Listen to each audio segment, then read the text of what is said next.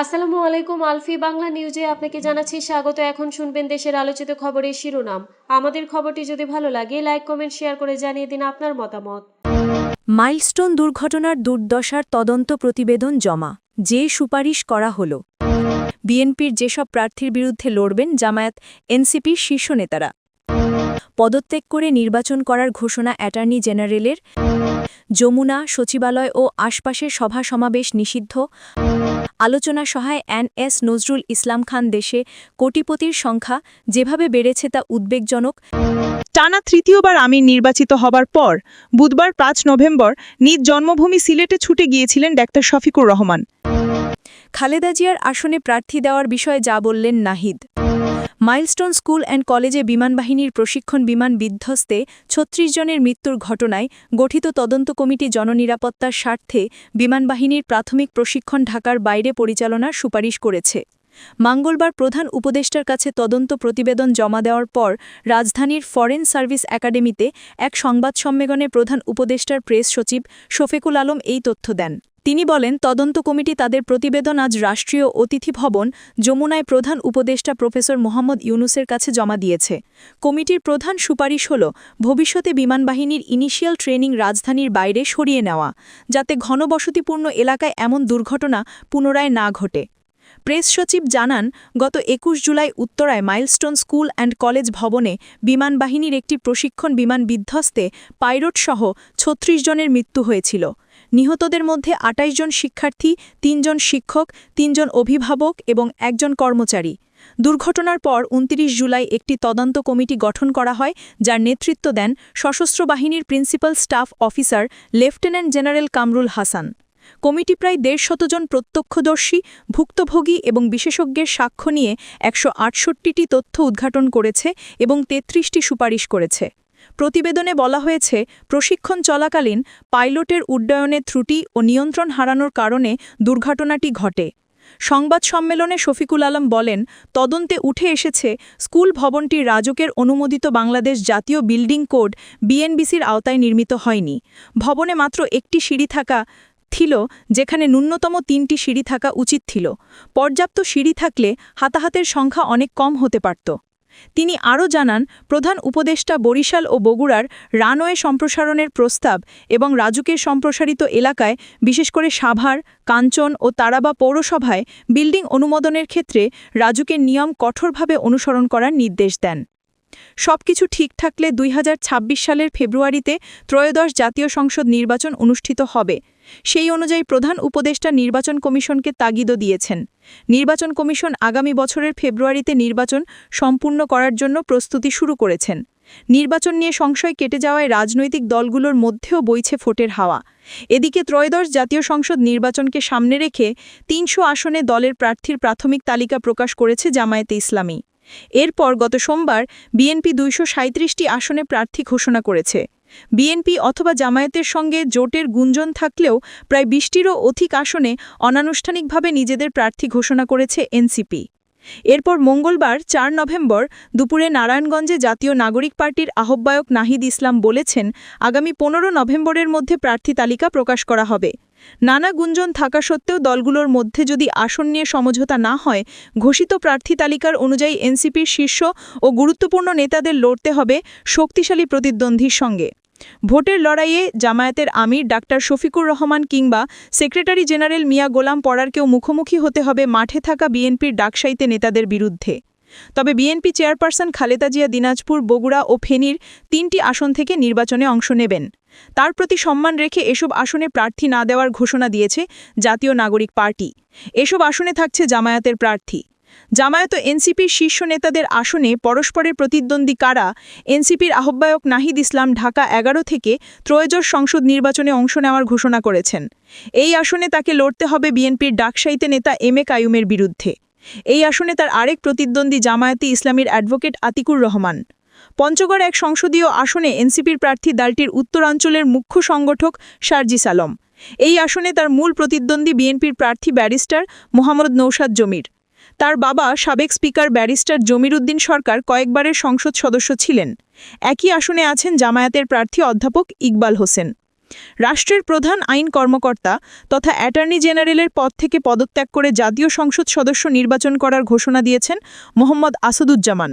বুধবার ৫ নভেম্বর তত্ত্বাবধায়ক সরকার ফেরানোর আপিল শুনানি শেষে অ্যাটর্নি জেনারেল অফিসের কনফারেন্স রুমে এক সংবাদ সম্মেলনে এ ঘোষণা দেন তিনি। নির্বাচনে অংশগ্রহণের বিষয়ে তিনি আরও বলেন, বাংলাদেশ জাতীয়তাবাদী দলের কাছে আমি নমিনেশন চেয়েছি। আমি আশাবাদী নমিনেশন পাব। অ্যাটর্নি জেনারেল মোহাম্মদ আসাদুজ্জামান বলেন, আমি ভোট করব, আমি নমিনেশন ওখানে চেয়েছি, আমি ভোট করব, আমি অ্যাটর্নি জেনারেল হিসেবে এখনও আছি, আমার অ্যাটর্নি জেনারেল পদ ছেড়ে গিয়ে আমি ভোট করব, যখন সময় আসবে তখন করব। আপনার পরকে এমন প্রশ্নে অ্যাটর্নি জেনারেল মোহাম্মদ আসাদুজ্জামান বলেন, বাংলাদেশ যাকে মনে করে। গত বছরের ৮ই আগস্ট সুপ্রিম কোর্টের জ্যেষ্ঠ আইনজীবী মোহাম্মদ আসাদুজ্জামান দেশের অ্যাটর্নি জেনারেল হিসেবে নিয়োগ পান। তিনি বিএনপির মানবাধিকার বিষয়ক সম্পাদক ছিলেন। আসাদুজ্জামান ঝিনাইদহ ১ আসন থেকে ভোট করতে চান। তিনি বিএনপির মনোনয়ন প্রার্থী। তবে বিএনপি ২৩৭টি আসনে যে প্রার্থী তালিকা প্রকাশ করেছে তাতে আসাদুজ্জামানের নাম নেই।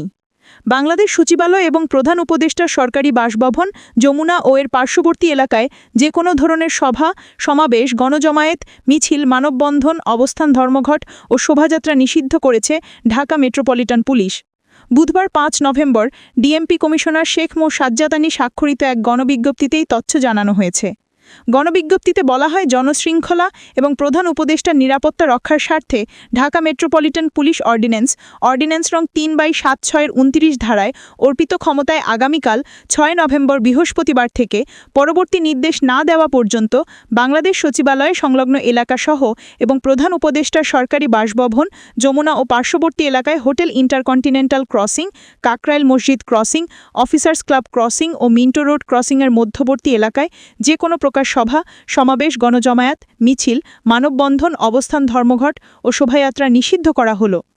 গত কয়েক বছরে বিভিন্ন দেশের তুলনায় বাংলাদেশে কোটিপতির সংখ্যা যেভাবে বেড়েছে তা উদ্বেগজনক বলে মন্তব্য করেছেন বিএনপির স্থায়ী কমিটির সদস্য নজরুল ইসলাম খান।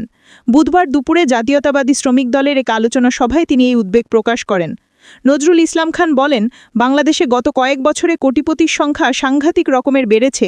বিশ্বের বহু দেশের চেয়ে বাংলাদেশে কোটিপতির সংখ্যা বেড়েছে বেশি। এটা উদ্বেগের বিষয়। অথচ বাংলাদেশে কোটি কোটি মানুষ আরও বেশি দরিদ্র হয়েছে। এই যে উন্নয়ন, এই উন্নয়ন অসম উন্নয়ন। কিছু মানুষ আরও বড়লোক হবে, কিছু মানুষ আরও দরিদ্র হবে। এটা সবার জন্য উন্নয়ন না। বিএনপির প্রতিষ্ঠাতা শহীদ রাষ্ট্রপতি জিয়ার দর্শনের কথা তুলে ধরে নজরুল ইসলাম খান বলেন, শহীদ জিয়া চেয়েছিলেন সবার জন্য উন্নয়ন, আর সেই জন্যই তিনি কর্মসংস্থানের ব্যবস্থা করছিলেন দেশে বিদেশে। সেজন্যই তিনি শিল্প প্রতিষ্ঠা করেছিলেন, যে শিল্পগুলোতে লোকের বেশি কর্মসংস্থান হবে। সেই জন্যই তিনি কৃষিতে উৎপাদনের পাশাপাশি শিল্প উৎপাদন বাড়ানোর উদ্যোগ নিয়েছিলেন, ক্ষুদ্র ও কুটির শিল্পকে নানাভাবে সহযোগিতার ব্যবস্থা নিয়েছিলেন। জাতীয়তাবাদী শ্রমিক দলের উদ্যোগে ৭ নভেম্বর জাতীয় বিপ্লব ও সংহতি দিবস উপলক্ষে এই আলোচনা সভা হয়। নজরুল ইসলাম খান বলেন, কিছুদিনের মধ্যেই নির্বাচনের একটা অবস্থা আসছে। আমাদের ভাবতে হবে, যদি আমরা বিশ্বাস করি যে শহীদ জিয়া এবং বিএনপি নতুন কিছু দেয়, নতুন এবং যুগান্তকারী দীর্ঘস্থায়ী উন্নয়নের জন্য কাজ করে, তাহলে আগামী দিনে বিএনপির পক্ষ থেকে যাদের মনোনীত করা হবে তাদের বিজয় করার জন্য সবাই মিলে কাজ করতে হবে। মনে রাখবেন, সুযোগ বারবার আসে না। ৩১ দফা যে কর্মসূচি ঘোষণা করা হয়েছে, আপনারা নিশ্চয়ই সেটা দেখেছেন। সেখানে সব শ্রেণী পেশার মানুষের কথা বলা আছে, শ্রমিকদের কথা বিশেষ করে বলা আছে। আমরা যদি এই পরিবর্তনে আমাদের পক্ষে নিয়ে আসতে পারি, তাহলে আমাদের আকাঙ্ক্ষা অনেক কিছুই পূরণ হবে। যেটা শহীদ জিয়া শুরু করেছিলেন, আমরা সেগুলো শেষ করার চেষ্টা করতে পারব।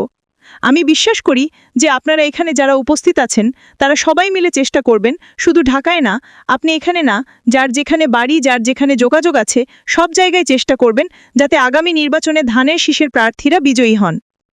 টানা তৃতীয়বার আমির নির্বাচিত হবার পর বুধবার ৫ নভেম্বর নিজ জন্মভূমি সিলেটে ছুটে গিয়েছিলেন ডাক্তার শফিকুর রহমান।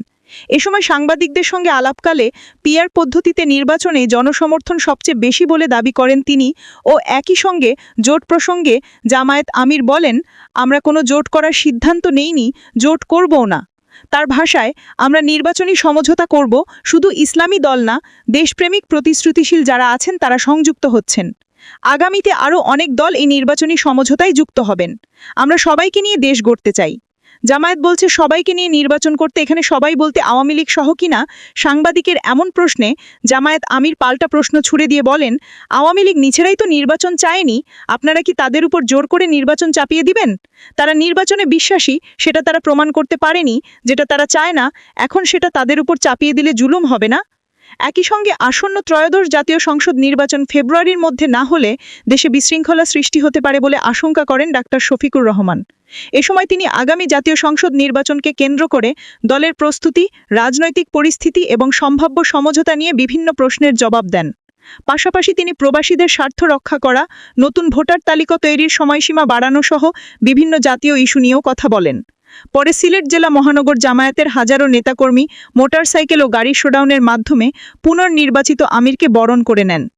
ত্রয়োদশ জাতীয় সংসদ নির্বাচনে বিএনপি চেয়ারপারসন ও সাবেক প্রধানমন্ত্রী খালেদা জিয়া যে ৩টি আসন থেকে লড়বেন, সেসব আসনে জাতীয় নাগরিক পার্টি কোনো প্রার্থী নাও দিতে পারেন বলে জানিয়েছেন দলটির আহ্বায়ক নাহিদ ইসলাম। বুধবার ৫ নভেম্বর নারায়ণগঞ্জে জুলাই গণ অভ্যুত্থানে আহত হয়ে মৃত্যুবরণকারী শহীদ সালাহুদ্দিনের পরিবারের সঙ্গে সাক্ষাৎ শেষে একথা জানান তিনি। ৩০০ আসনেই এনসিপির প্রার্থী দেওয়ার বিষয়ে নাহিদ ইসলাম বলেন, আমরা এককভাবে নির্বাচনের প্রস্তুতি নিচ্ছি, তবে আমাদের সংস্কার আর জুলাই সনদের দাবির সঙ্গে কোনো দল সংহতি প্রকাশ করলে জোটের ব্যাপারটা বিবেচনা করব। কবে প্রার্থী তালিকা